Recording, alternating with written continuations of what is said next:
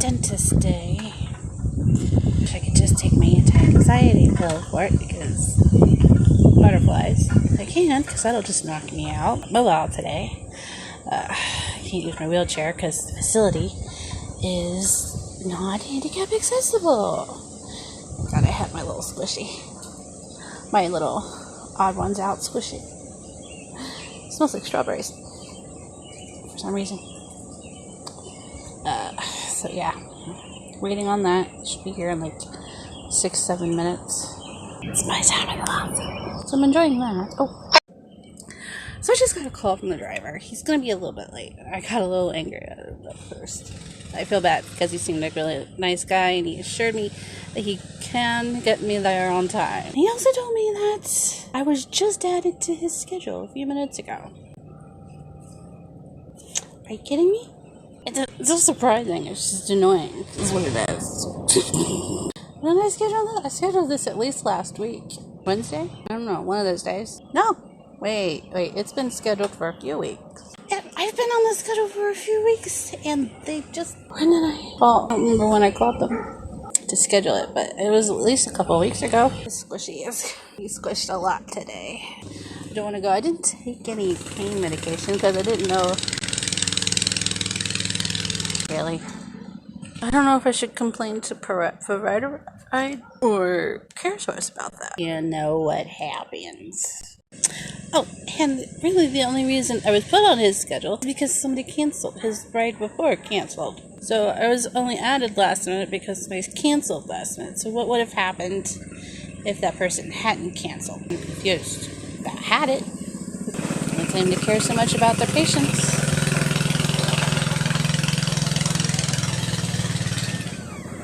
Let's go back. He had it like further in there. That was embarrassing. I should have planned that better.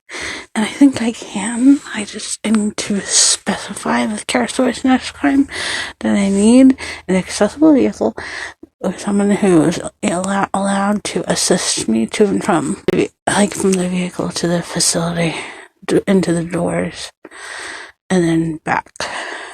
Because they have stairs. And I didn't think anything of it. I thought, I can probably handle it. Going up the stairs is one thing.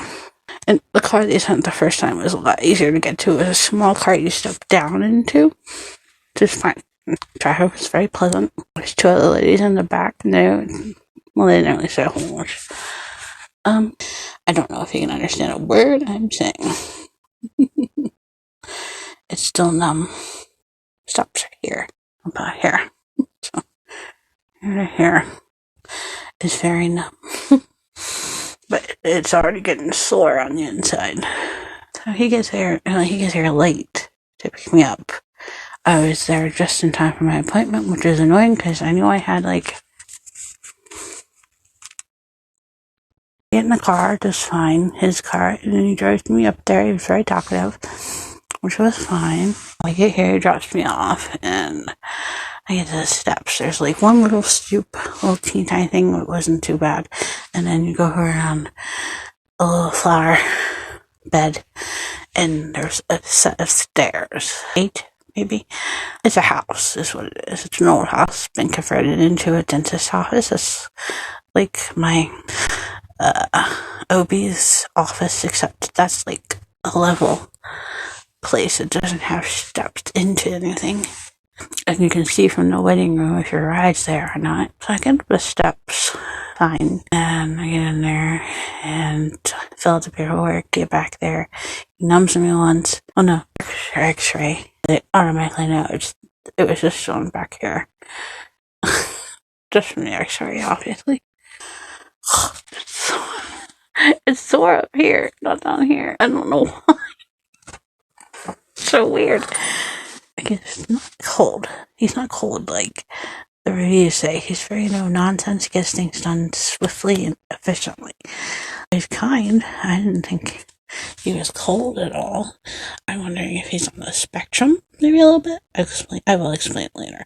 He does one shot, leaves, comes back, does another shot. He keeps leaving the overhead light on, and the nurse keeps having to come in and turn it off. Every time he does 3 of those. 4, 3 or 4. Yeah. The last one, I don't know if it was actually a shot or just to test and see if I was numb or not, which I was at that point. I didn't feel that last one at all. I'm so sorry. My lips look weird to me. The worst part was the waiting. Waiting for the late ride to get there. Waiting in the waiting room. Waiting in the chair for the numbing to take effect. But then he came in, and it was very cool. He was like, just breathing. First thing he did was he shaved down the tooth. He said that would make it easier. It was cool. He was like, if it hurts at all, we will stop. And he was very sweet about his waiting, as he was like trying to keep me calm. I mean, not to move my mouth at all. And he got it out like that. No pain. I kept doing it just because I'm freaking out. Because I'm a big baby. But there was no pain. I'll probably be sore tomorrow. But no pain with the procedure. I called the guy that picked me up. And he said to call CareSource, so I did. And of course that takes forever. And then eventually I go back out to the waiting area. I'm supposed to give it 3 months to heal. And possibly come back for a cleaning. If I do that, one of 2 things will have to happen. It'll have to be on a Monday, which means I can ask Rachel to take me, or if I can't get on Monday, I will have a talk with CareSource. I'm going to do that tomorrow anyway. Just talk to CareSource. I don't think it's Bobby. She was out front just a minute ago. So I'm waiting and waiting and waiting. I got off the phone with a 4. At 4:50, they weren't there yet, so I called. I figured by the time I actually got a hold of somebody, the time would be up. And as I'm calling, a black car pulls in. Well, the first car that brought me had a logo. This car did not have a logo. They didn't call me, so I didn't think anything of it. So I get back on the phone with them, and in the meantime, the receptionist gets on the phone with them. While I'm on the phone with them, he pulls back in and calls me the second time. And then I go out there, and the receptionist asks if I need help. And I said, yes, probably. This is the bad part. It's so embarrassing. I really gotta bog things down if I go back there again. I just want to cry, but you can't because there's somebody there and you don't want them to see you. That was me. I'm in the backseat pretending my eyes are watering from allergies, which could have been the problem. He helps me down the steps, and he's very no-nonsense. Oh, that was the other thing. After the procedure, he explained the coming back in 3 months, letting it heal, and then cutting down on sugar and sugar intake, and, brushing twice a day, and flossing, and using mouthwash. And he does this the whole time. He's looking away from me. I don't know. Not a problem. I think that might be people are interpreting as cold as he's on the spectrum, and he just does things fast and efficiently. He doesn't do what stereotypical do, where they have instruments in your mouth and they talk to you. Actually, his procedure is the same with every patient, because you can hear. He gives the same rigmarole to every single patient. I think he has a strict routine. I hit my nose that he goes through. So anyway, he helps me down, and I get to almost the last step, and the railing moves. So he raises the bottom of it with his foot and calls for one of his nurses, who comes out and gets in front of the walker. And they help me over to the car, and then get to the car, and there's this giant, this is bigger than this, step up into the car, and of course there's this much room to get into the vehicle. I know I mentioned I have the walker. So you think they would go, hey, she has a walker, so she does have some mobility issues. Maybe we shouldn't send the vehicle with a super high step into it. So the dentist hoists me up into the seat. The whole time I'm just freaking out. And then he gives me this little speech, not looking directly at me. Maybe I need to call CareSource and figure the situation out.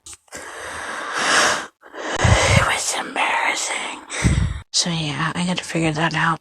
I'm pretty sure that I can get that accommodation, like somebody with a lift who can also like assist me getting from the vehicle into the building. I'll just call up CareSource tomorrow and find out what I need to do. I used to think moms have a superpower when they know you're upset, even though you're trying really, really hard not to be. I was like, because she asked me what was wrong, because I had already explained the situation. And I didn't want to say with the guy there, the driver. And she goes, no, you sound upset with that. I was like, well, I have a lot of gas in my mouth and I'm still really numb. And she's like, no, you sound upset. No, I tried explaining it. Oh, and I think I did okay. And then I texted her a little more in depth. And here's the thing. My family has been telling me that I look like I'm sick, like here. There are dark circles under my eyes. And when they went to do the x-ray, I could really see it. They're really dark. That was my day. I'm going to clean the kitchen and make the children help. And then Wednesday, we're going to go up to my storage unit. Not too sore. So, okay. Bye-bye.